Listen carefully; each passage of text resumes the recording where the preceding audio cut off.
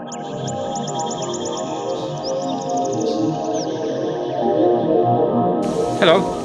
it's John Lord here again, and today we're going to talk about Crocosmias, because the way we're doing these series of videos is we're letting the plants decide what's to be talked about next.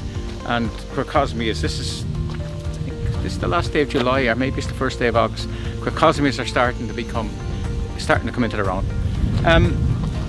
We start by how they grow. This is ones I pulled out from the ditch. They have what are called corms. They're like bulbs, but they're flattened. The differences are technical and botanical. And if you notice, that's the newest one, and that's the previous one, and that's the previous one, and that's the previous one. They form like a necklace, like a chain, necklace chain. And most Crocosmias that we grow in gardens are well behaved. The wild one that you see growing in the side of the road, don't put that near your garden, because once you get it in, you'll never get it out. Stick to the more cultivated ones because they are controllable. A little bit, some of them can be a little bit rough and can be a little bit strong, but they are controllable. But the wild one that grows on the side of the road, particularly places like Kerry where it's very wet and mild, you can't just say Kerry's wet, you get in trouble. Wet and mild, they can absolutely take over, so just be wary. It's a mistake a lot of people make. Now here we'll talk about two varieties that just happen to be together. That's a variety called Emberglow, and I'll just leave these corms down here. What you will notice about it is that the flowers are hanging down, and generally with Crocosmias the flowers either hanging down here, standy uppy.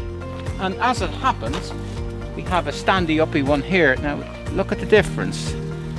Standy uppy and the hangy down. Now the standy uppy is probably the more eye-catching and showy, because from a distance nothing is hidden, it's all open to view. And that variety, as I said, is Emberglow, and that's the famous, the most common of the cultivated types. It's called Lucifer, Crocosmia Lucifer. Every second person has that in their garden, and it's a very strong red. And the great thing about red flowers in the garden is that the background is green, and red is the perfect foil for green. That's why red flowers always look right, because red and green, blue and green on the other hand, blue flowers, blue and green should never together be seen. But funnily enough, it works in the garden to a certain extent, because there's green everywhere, we tend to discount it as a colour. We tend to see it as neutral. Like the blue sky, we don't see a blue sky because it's there all the time, we tend to discount it. So you get away with blue and green in the garden, you don't get away with it anywhere else. Now, this is a very nice one, very standy uppy one. As you can see, flowers are on top. It's at its best. We think it's called Firebird, and it's generally not for sale because it never performs very well in a pot. It's always a bit scrawny and a bit grassy looking, but if you give it time, in the garden it takes 3 or 4 years to build up to something like this, and it's quite amazing. Now we'll go over. Our next Crocosmia is yellow, and it's a good clear yellow. It's not an orange. Well, it's not an orangey yellow. Well, I was just about to say it's not an orangey yellow.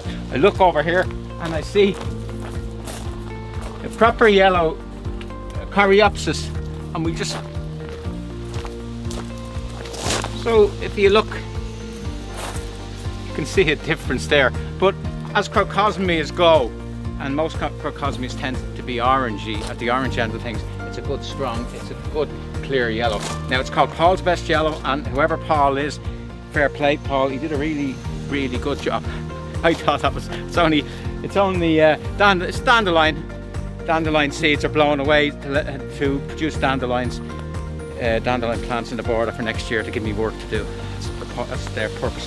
But just as a matter of interest, just stand back and we look at this border, and we see a nice clear yellow, purple. I love contrast.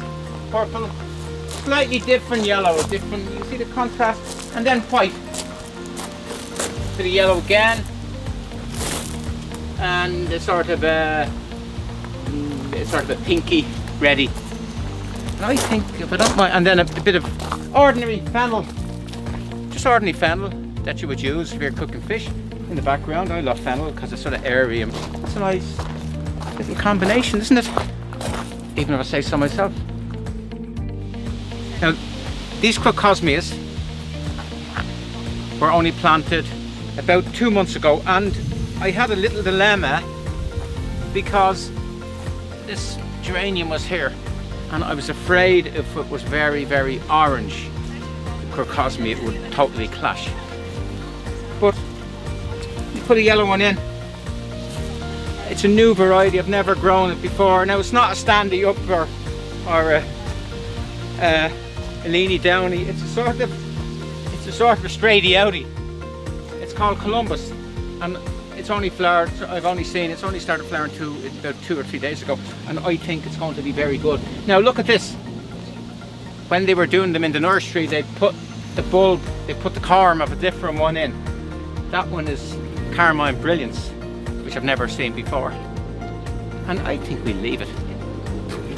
And just as a matter of interest, you know when you do, oh just by the way, you know when you do something, when you plant something and you're not sure, you're not 100% sure, often that turns out the best. You take a chance, and that's what we did here, and I'm really happy with the result. And look at what we have behind here. Look at the size of it. I'll put my head against it and we can see which head is the biggest. My mother always said I had a big head. That's incredible hydrangea, and it is really incredible, even though it's a cheesy pun. Our final Crocosmia is George Davison, which is quite grassy leaves, and you can see sometimes there's lots of flowers that come out. There's just very first flowers here. Slightly darker yellow, and it's a very reliable and easy one.